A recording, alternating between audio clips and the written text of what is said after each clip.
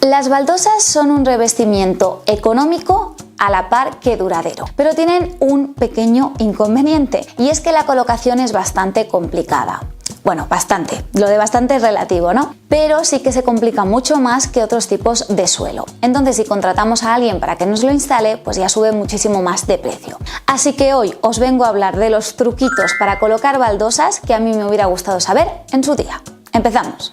Vamos a analizar los pasos de la colocación de baldosas y así vamos a ir detallando en cada paso cuáles serían las cosas que más se recomiendan. Yo os voy a hablar 100% desde mi experiencia, puede que otra persona haya tenido otro tipo de experiencias y las puede dejar en comentarios y será genial leer todo tipo de experiencias con baldosas, pero bueno, ya digo, en mi caso pues esto sería un poquito el proceso y las cositas pues que a mí me han ido pasando. El paso número 1, ver si la superficie está nivelada. Para mí este paso es súper importante. Cuando me refiero a nivelada no solo me refiero a que esté recta o no, sino también incluiríamos el hecho de dónde van a caer las baldosas, es decir, cuadrarlas en el suelo o en la pared, en los dos sitios. Más que nada saber pues si vamos a empezar con una media o vamos a empezar con una entera, dónde va a caer la última, ver si nos va a quedar un trocito así en la última si ponemos al principio una entera. Todas estas cositas hay que tenerlas en cuenta. Entonces es súper importante hacer las mediciones exactas, que todo quede súper cuadrado y saber siempre dónde vas a empezar y dónde vas a acabar. Y dónde va a acabarse, pues ver el trozo que nos queda disponible para la última baldosa. El tema de nivelada, pues cogeríamos un listón largo o un nivel preferiblemente y veríamos pues si está nivelada completamente o si hay algunos huequecitos o tiene barrigas que sobresalen unos huecos más que otros. Esto es súper importante, ya que a pesar de que pensemos que luego podemos acabar de nivelar con el mortero, esto puede complicarse más de lo previsto y no quedarnos pues un resultado totalmente perfecto o por lo menos bajo nuestro punto de vista. Tengo que decir que aunque seas una persona perfeccionista, que te guste que quede súper perfecto, al final si no te dedicas a ello es muy difícil conseguir un resultado de profesional, porque si no lo eres, pues claro, te encuentras con unos inconvenientes que igual un profesional pues ya se ha encontrado antes y que lo sabe resolver más fácilmente. Entonces el resultado normalmente será bueno, pero habrá alguna peguita, eso seguro. Lo segundo sería la colocación del mortero. En este caso yo siempre utilizo un mortero flexible, ya que te permite colocar baldosas sobre baldosas.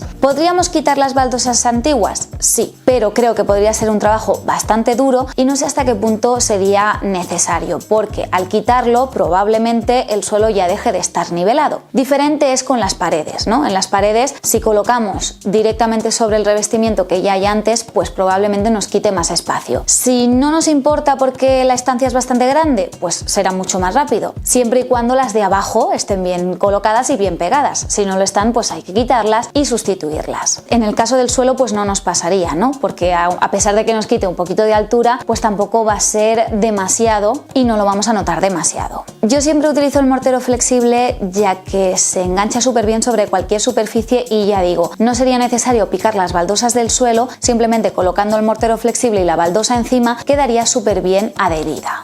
En cambio, si utilizáramos otro tipo de morteros, pues podría acabar despegándose con el tiempo o no quedar lo suficiente bien pegado. Cuando colocamos la baldosa hay que dejar una junta de dilatación. Esto yo cada vez que lo he preguntado me han dicho cosas diferentes, entonces os voy a hablar desde mi propia experiencia. Hay personas que no dejan nada de junta, hay personas que dejan muchísima junta y bueno, yo siempre suelo dejar entre 1 y 1,5, a no ser que sea en un exterior. Dentro de casa siempre lo he puesto, nunca he tenido ningún problema. Y bueno, siempre queda mejor dejar 1 que 1,5, ya que quedan un poquito más pegadas y según como sea el diseño de la baldosa, pues nos va a quedar mejor. Vale, pues ya tenemos nuestro mortero hecho, ya tenemos nuestras piezas de nivelación, que ahora más adelante os hablaré de ellas, de cuáles podemos utilizar entre 1 y 1,5 en mi caso, y ahora vamos a hablar del doble encolado.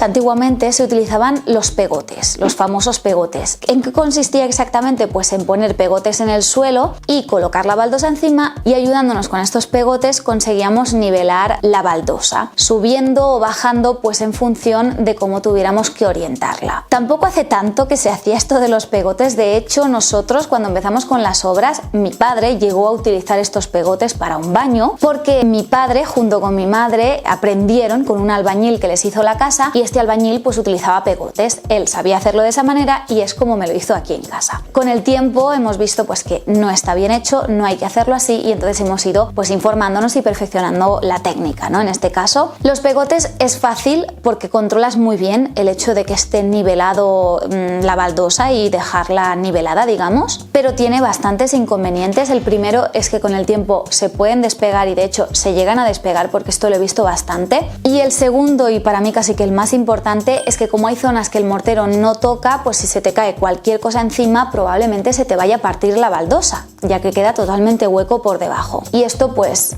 hombre, es un marrón, ¿no? Porque tienes todo el suelo colocado, se te parte, plas, y ya tienes que sacar la baldosa y volver a colocarla. Supongo que por estos motivos pues se ha ido dejando el tema de los pegotes y se ha utilizado el doble encolado. El doble encolado básicamente consiste en extender por todo el suelo el mortero flexible, con una llana dentada pues hacerle las líneas, y luego por la parte posterior de la baldosa colocarle el doble encolado y luego pues ya ponerla en el suelo o en la pared. El doble encolado permite pues que tenga mayor adhesión entre el suelo y la baldosa, o entre la pared y la baldosa, y que así quede mejor pegada, pero que además el aire se vaya. Por eso es muy importante que cuando hacemos con la llana dentada las líneas, que la hagamos totalmente recta y que no hagamos pues formas, porque si hacemos estas formas pues probablemente el aire no se nos vaya. Al hacerlo completamente recto, si luego pegamos nuestra baldosa por estos laterales, pues el aire se ha ido y entonces la baldosa queda completamente pegada. Yo normalmente le pongo una capa súper fina de mortero. Realmente con el mortero flexible no hay que poner un trozo así de gordo de mortero, simplemente poner una capa lo suficientemente gruesa como para que se adhiera, pero el hecho de colocar una capa finita nos permite seguir el mismo nivel que ya tiene el suelo. Así que si el suelo ya está nivelado, pues simplemente hay que seguir el mismo con una capa finita, ir colocando, y es muchísimo más rápido y ahorramos muchísimo material. En las paredes hacemos exactamente lo mismo, quizás sí que le damos un poquito más de grosor. En el caso tampoco de que no esté totalmente nivelada, es mucho más fácil encontrarse una pared desnivelada que un suelo desnivelado, pero podría darse el caso. Así que en el caso de las paredes, pues sí que le damos un poquito más de grosor para poder jugar con este pequeño desnivel que hay en la pared.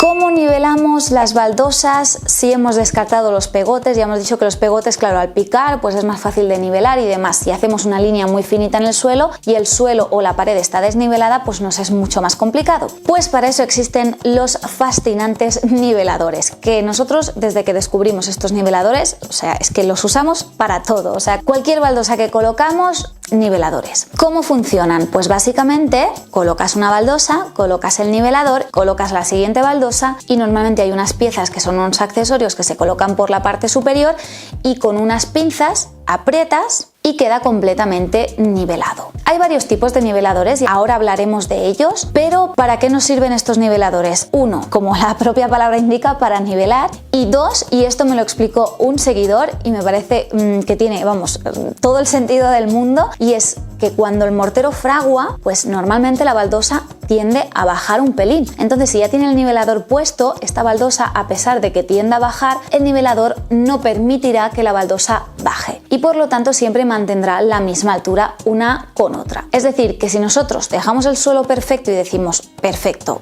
está todo nivelado y chimpum, me voy a dormir, igual nos levantamos al día siguiente y vemos que a pesar de que lo dejamos perfecto, una se ha bajado hacia abajo, y dices, ¿cómo ha podido pasar si ayer estaba genial? Pues resulta que el mortero, al fraguar, el agua se seca y entonces es posible que alguna de las baldosas pues vaya bajando y que por tanto no se mantenga ese nivel que hicimos el día anterior. Estos niveladores nos ayudarán, además de nivelar, pues evitar las bajadas de estas baldosas. No solo en los suelos, sino también en las paredes, aunque normalmente esto suele pasar en el suelo, ya que bueno, por gravedad pues es más normal pues que se baje en el suelo. Hay muchos tipos de niveladores, yo he utilizado dos y os voy a explicar cuándo utilizaría uno y cuándo utilizaría el otro, ya que le he encontrado ventajas y desventajas a ambos. Os voy a hablar primero del que utilicé antes, el primero que utilizamos. Este nivelador va súper bien, tiene muchísima fuerza y tú cuando aprietas con la pinza queda todo totalmente a nivel. Es decir, que si una te ha quedado un poquito hundida, puedes utilizar incluso el nivel para levantarla. Tú aprietas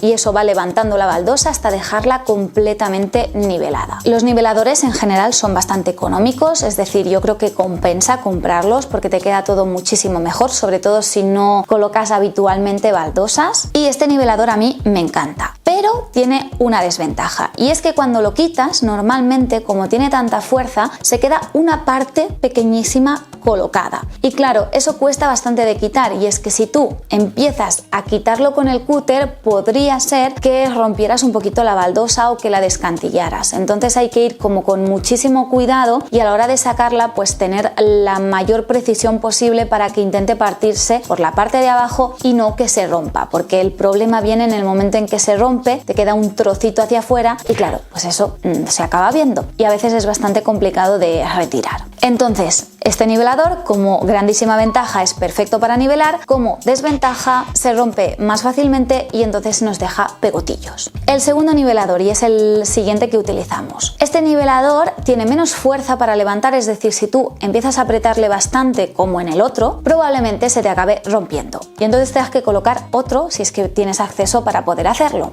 Esta es la desventaja, que no tenga esa fuerza para poder levantar la baldosa. La gran ventaja es que al partirse más fácilmente casi nunca deja restos, a diferencia del otro, que el otro pues se ve ese pequeñito trozo que se ha quedado roto y en este caso pues queda totalmente limpio. Entonces, ¿cuándo utilizaría uno y cuándo utilizaría el otro? El que tiene más fuerza, que es el que hemos hablado primero, lo utilizaría cuando la pared está muy desnivelada. Si tomamos las medidas, colocamos el nivel y vemos que la pared pandea mucho, que tiene muchas barrigas y demás, pues yo utilizaría este nivelador porque nos va a ayudar a que la pared quede completamente a nivel. En el caso de que la pared o el suelo esté bastante bien nivelado, simplemente con utilizar el otro sería suficiente, ya que lo que va a evitar es que cuando frague se baje y a pesar de que no lo vamos a poder utilizar para nivelar, si ya tenemos el suelo nivelado, pues simplemente lo colocamos y lo dejamos puesto para que al día siguiente pues no nos encontremos una baldosa más baja que la otra. Eso dependerá un poquito de cómo tengamos nuestros suelos y nuestras paredes a la hora de alicatar. Así que lo primero sería, como hemos dicho, analizarlo y una vez lo hayamos analizado, pues compraremos de un tipo o del otro. Ya tenemos los pasos de ver cómo está la superficie, colocar las baldosas con el mortero flexible y con el doble encolado y hemos hablado también de los niveladores. Ahora nos falta saber qué pasa si nos encontramos con una esquina o si tenemos que empezar con media baldosa. ¿Cómo las cortamos? Tenemos varias opciones. Nosotros siempre hemos utilizado la mola para cortar y lo cierto es que la mola va bien para hacer cortes así como más rarunos, pero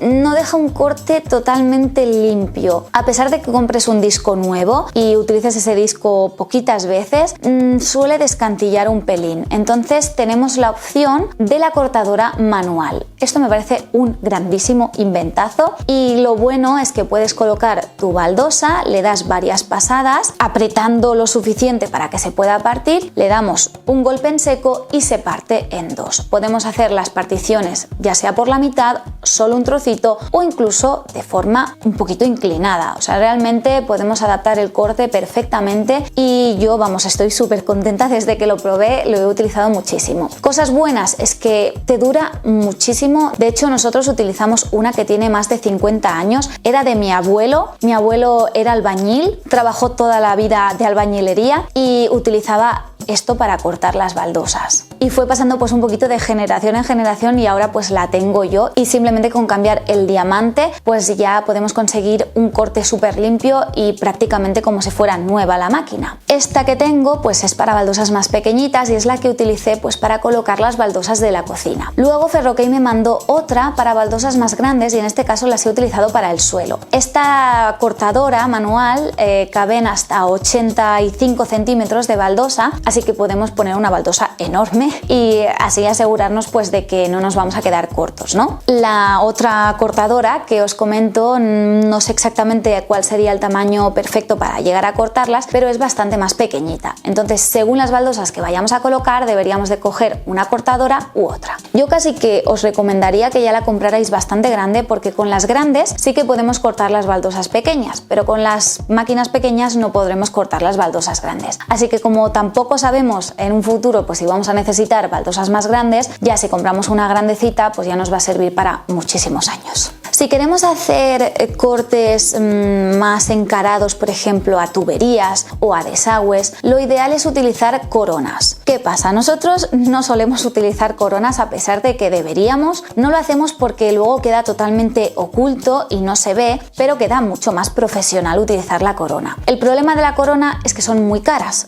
Entonces, igual un pack de coronas pues te puede costar 200 euros. Si no le vas a sacar mucho partido porque no sueles colocar baldosas o ya casi has acabado tu casa o solo es hacer una pared y ya está, pues no sé hasta qué punto compensa comprar las coronas o no. Yo creo que a nosotros nos hubiera compensado si las hubiéramos comprado al principio de todo, y de hecho no descarto llegar a comprarlas, porque al final se necesitan. Pero según si tenemos previsión de hacer toda nuestra casa y estamos al principio del proceso, pues yo sí que os recomiendo que compréis las coronas. Si van a ser obras así muy puntuales, pues bueno, con la mola podemos hacerlo y queda bastante bien. No queda perfectísimo, pero ya digo que luego queda totalmente tapado y oculto, entonces nadie lo va a llegar a ver. Simplemente es por si eres una persona perfeccionista, que te gusta que quede pues bien y que se vea todo perfecto antes de colocar los muebles, pues lo ideal sería comprar las coronas, que ya digo que pueden rondar pues por unos 200 euros. Hay que tener en cuenta de que hay diferentes diámetros de coronas y además se pueden poner como accesorio en diferentes tipos de herramientas. Hay coronas que sirven para los taladros, quitamos pues el accesorio que ya nos viene predeterminado del taladro y le ponemos la corona y hacemos el agujero, y también hay coronas que son accesorios para las molas. Entonces quitaríamos el disco y le pondríamos el accesorio de la corona y ya podríamos pues cortarlo. Yo he probado solo el del taladro y a mí me encanta, la verdad. Sí que tengo coronas para madera porque son bastante usuales de utilizar y aparte son muy baratas, es decir, hay mucha diferencia entre la corona que solo sirve para la madera y las coronas que solo sirven para las baldosas, ya que las coronas de la madera pues salen muchísimo mejor de precio. Entonces pues bueno, si tienes que hacer por ejemplo una encimera y tienes que hacer un grifo empotrado que salga directamente de la encimera, pues necesitaremos una corona de madera y en este caso pues siempre va bien tener un pack. Bien, pues ya tenemos también el tema de los cortes. Ahora vamos a pasar al tema de la limpieza en la colocación. Para mí uno de los pasos súper importantes, y es que cuando estamos colocando las baldosas es muy importante limpiar el suelo súper bien, sobre todo en la zona de los niveles, porque esta zona normalmente al apretarlo pues suele salir el mortero de la parte de abajo y suele quedarse ahí enganchado. ¿Qué pasa? Pues que en el momento en que le quitas la piececita pues se ve ahí un pegote de mortero que luego nos cuesta horrores de quitar. De hecho tenemos una terraza, no, un balconcito donde no limpiamos nada, le fuimos poniendo pum porque teníamos mucha prisa, y cuando quitamos todo, madre mía, qué desastre. Compramos de hecho un producto que era quitacementos, le dimos para quitar el cemento que se había quedado acumulado, no se iba, un horror. A partir de entonces de hacer ese balcón, siempre vamos o con un paño o con una esponja limpiando absolutamente todo, y si puedes remeterlo por ahí y dejarlo bien limpito, mejor. Para eso una cosa que va muy bien es que cuando colocas el mortero le quites el exceso por los laterales y así al chafarla pues no sobresaldrá tanto. Esto a veces es complicado porque a mí, por ejemplo, se me suele olvidar de hacerlo, pero si te acuerdas es lo ideal, porque realmente luego el mortero sale hacia afuera y es bastante complicado de quitar. Entonces, ir limpiando es, bajo mi punto de vista, imprescindible. Si podemos utilizar una esponja, es casi mejor que un paño. Nosotros siempre hemos utilizado un paño y un día así de casualidad no tenía y utilicé una esponja, y desde entonces casi siempre suelo utilizar esponja. Hay que escurrirla súper bien, porque si está mojada la esponja, bueno, absorbe muy bien el agua, claro, Entonces, si está húmeda y apretamos, probablemente salga ese agua y haga pues que la baldosa pueda bajar un pelín o que se desnivele. Entonces, vamos a escurrir súper bien la esponja y se la vamos a pasar por toda la superficie y lo vamos a dejar todo súper limpio. Esto os aseguro que os ahorrará muchísimo trabajo a posteriori. ¿Qué pasa si a pesar de haber limpiado y haber intentado dejarlo lo más limpio posible, le damos y nos queda un pegote? ¿Qué puede pasar perfectamente? Pues nosotros antes lo hacíamos con un cúter, le íbamos dando y tal, y alguna vez se nos había descantillado alguna baldosa. Esto te entra muchísima mala hostia porque claro, la acabas de colocar y ahora ya tienes una baldosa descantillada, le tienes que picar, sacarla, en fin, mucho jaleo. Entonces dejamos de utilizar el cúter para pasar a utilizar un estropajo. Y si bien es cierto que no tiene tanta fuerza como un cúter, muchas de las veces es más que suficiente para sacar estos pequeños pegotes que nos quedan, porque si hemos hecho una buena limpieza tampoco puede haber un pegotazo, sino que es un pequeño pegotito. Entonces cogemos nuestro estropajo,